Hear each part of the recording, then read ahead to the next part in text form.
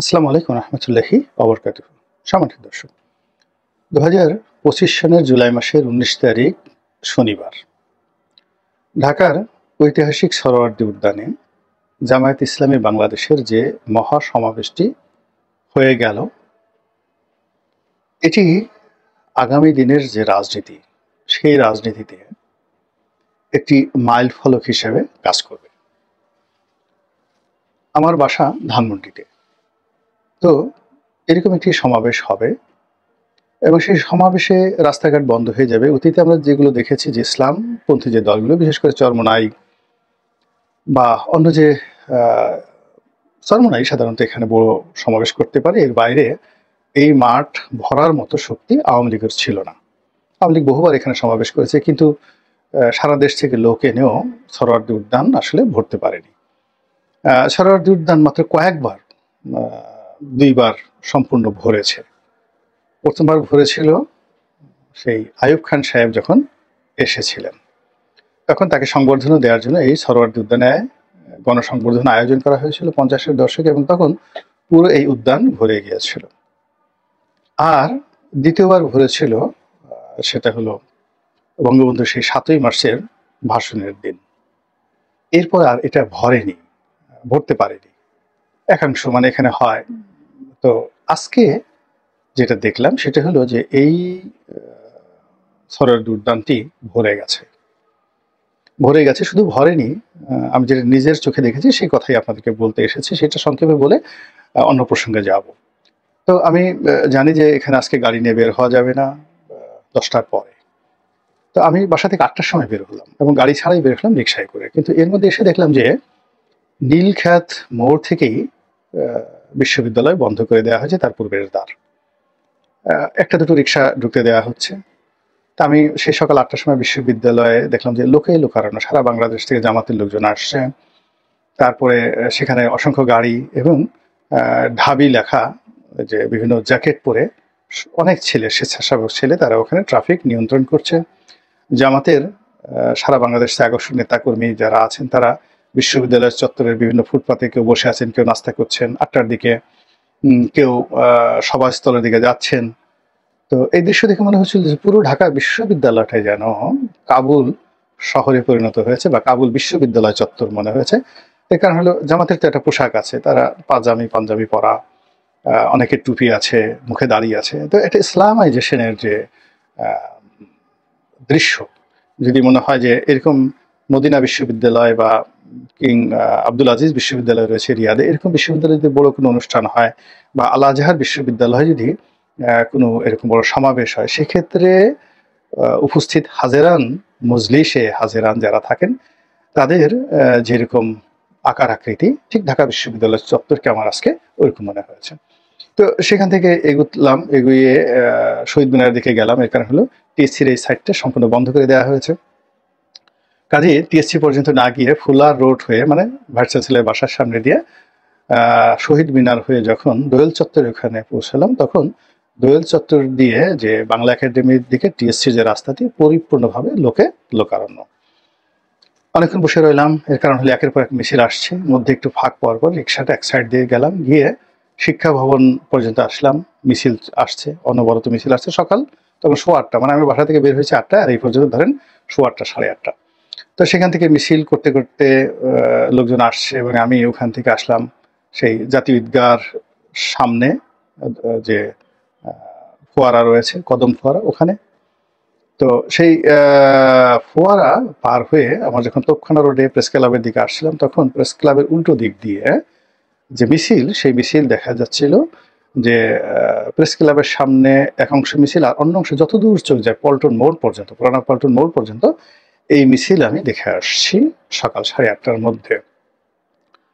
এখন এই যদি হয় এই দিকের অবস্থা, তাহলে আপনি শাহবাগের কথা চিন্তা করেন। আমার ধারণা, আমি বাইরে বের হইনি, যে এটা বাংলা মোটর পর্যন্ত তাদের এই ভিড় বা রাস্তা বন্ধ রয়েছে। আর এদিকে যমুনা পর্যন্ত, বাংলা মোটর যদি এদিকে ধরেন, এদিকে যমুনা পর্যন্ত বা কাকরাইল মসজিদ পর্যন্ত তাদের এই সমাবেশের যে ক্রাউড, ভিড় পৌঁছে গেছে। আর শুধুমাত্র রমনা, মানে সরোয়ার্দী উদ্যানে এটা নেই, এটা বোধহয় রমনা পার্কটিকেও তারা দখল করে ফেলেছে। সম্ভবত এরকমই লোকজন সেখানে এসেছে। ইন্টারনেটে যে ছবিগুলো দেখলাম সেই ছবিতে মানে পাখির চোখে জামাতের সমাবেশ।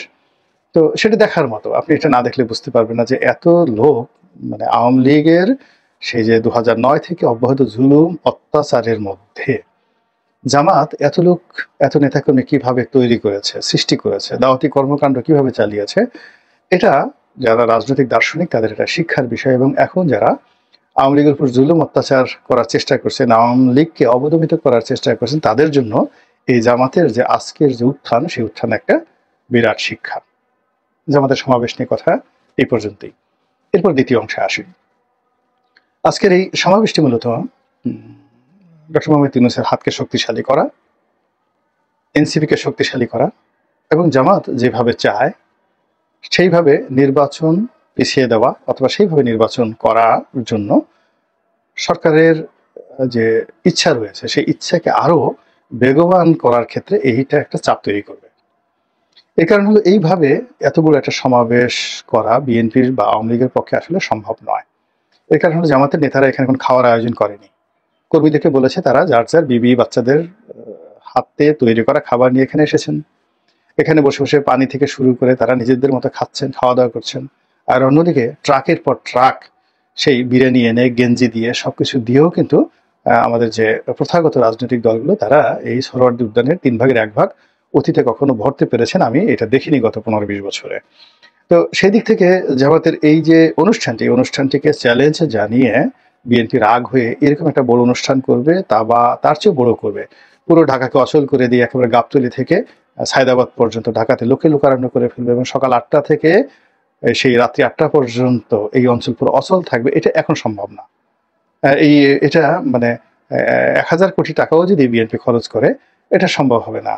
এখানে শুধুমাত্র বিরিয়ানির প্যাকেট দিতে, পানির বোতল দিতে, এগুলোতেই সমস্যার সৃষ্টি হয়ে যাবে, অনেক সমস্যার সৃষ্টি হয়ে যাবে। চেয়ার ছোঁয়াছুঁই হবে, কে আগে স্লোগান দেবে, কে আগে আসবে, কে পরে আসবে, এগুলো নিয়ে হবে। কিন্তু জামাতের এই জিনিসগুলো আমি যে এখন ভিডিও করছি বিকাল 4টার সময়, এখন পর্যন্ত একটা টু শব্দ হয়নি। এখানে উক্তমত নামাজ হচ্ছে, অজু হচ্ছে, পায়খানা পেশাবের হাজত আসলে সেই জায়গা তারা আয়োজন করেছে। তো এইটা বিএনপিকে রীতিমতো একটা চাপের মধ্যে ফেলে দিয়েছে এবং তাদেরকে যাকে বলে ডিমনিটাইজ, ডিসেন্ট্রালাইজেশন, তারপরে মানে ডিমনিটাইজ মানে তারা যে এই যে সাদা সাদা বিভিন্ন জায়গাতে কালেকশন করতো, জামাতের শক্তিমত্তার পরে অনেকে এখন আর বিএনপি লোকদেরকে পাত্তা দেবে না, চাঁদাও দেবে না, ফলে এটা অনেকটা ডিমনিটাইজ হয়ে গেল। 2 নম্বর হলো যে তারা যে বড় বড় কথা বলতো, সরকারকে দাপট দেখাতো, আমরা এটা করতে পারি, ওটা করতে পারি, 1 ঘন্টায় সরকারকে ফেলে দিতে পারি, তখন তারা এরপর থেকে এই কথাগুলো আর ওইভাবে বলতে পারবে না।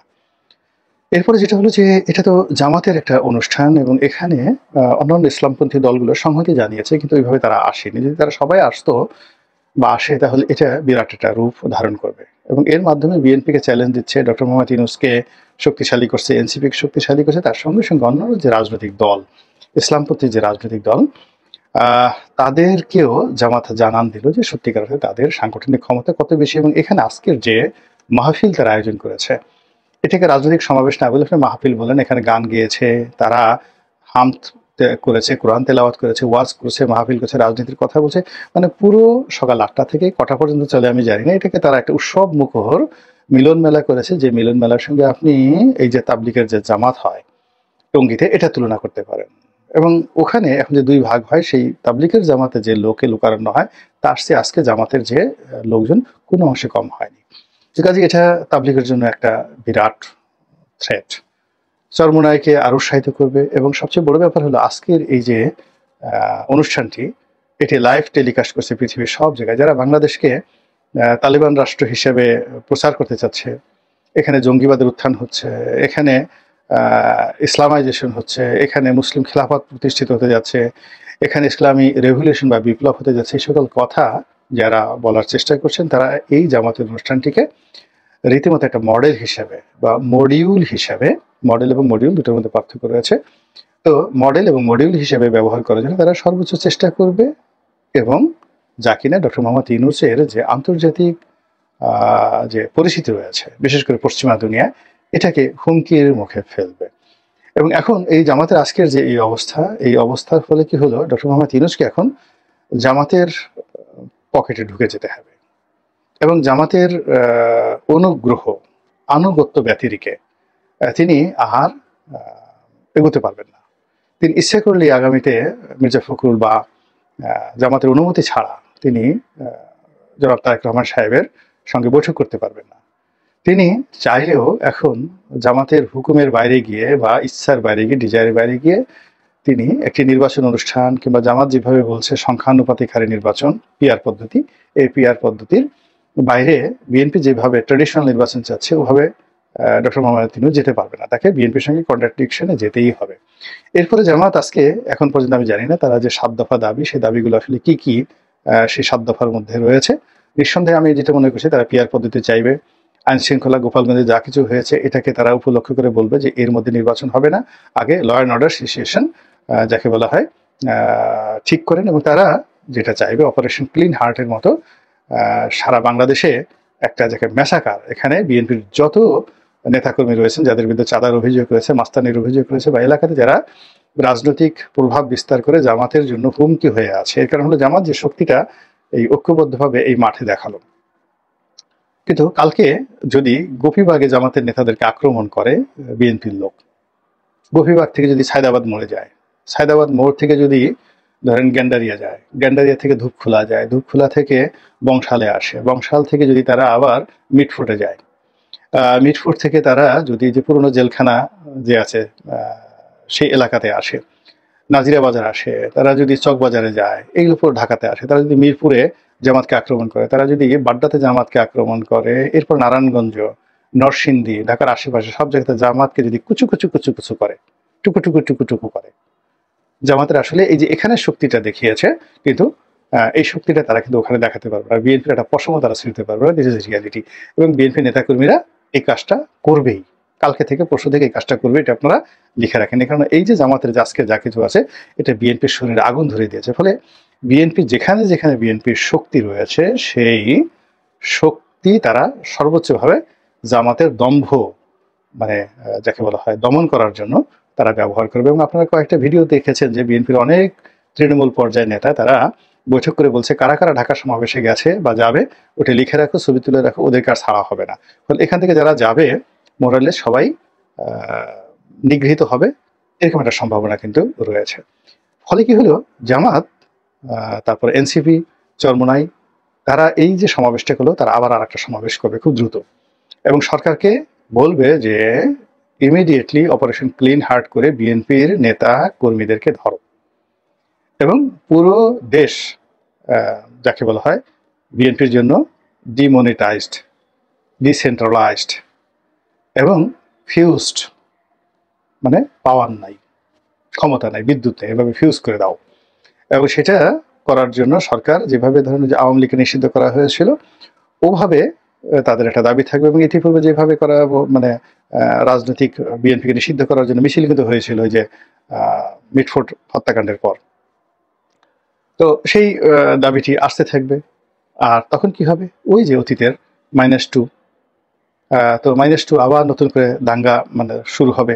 এবং এইভাবে যদি 3 বছর, 4 বছর, 5 বছর চলে, তাহলে আজকের এই যে জামাতের যে সমাবেশটি, এই সমাবেশটি এখন তারা শহরে করছে, এটা বিভাগীয় পর্যায়ে, জেলা পর্যায়ে তারা এরকম সমাবেশ করার সুযোগ পাবে আগামী 5 বছর পরে। এবং এই কাজটি কেন জামাতে সুযোগটি নেবে না? রাজনীতিতে আসলে এটা মামুবাড়ির আবদান না, এটা হলো matter of politics, matter of যাকে বলা হয় এখানে সার্ভাইভাল।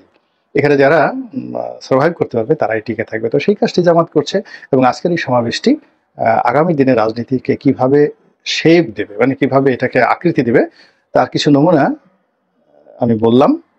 আগামীকাল থেকে আপনারা আশা করি এর ফলাফল দেখতে পাবেন। সারা বাংলাদেশের টেকনাফ থেকে তেঁতুলিয়া পর্যন্ত আল্লাহ আমাদের সবাইকে ধৈর্য ধারণ করার তৌফিক দান করুন, হেদায়েত দান করুন।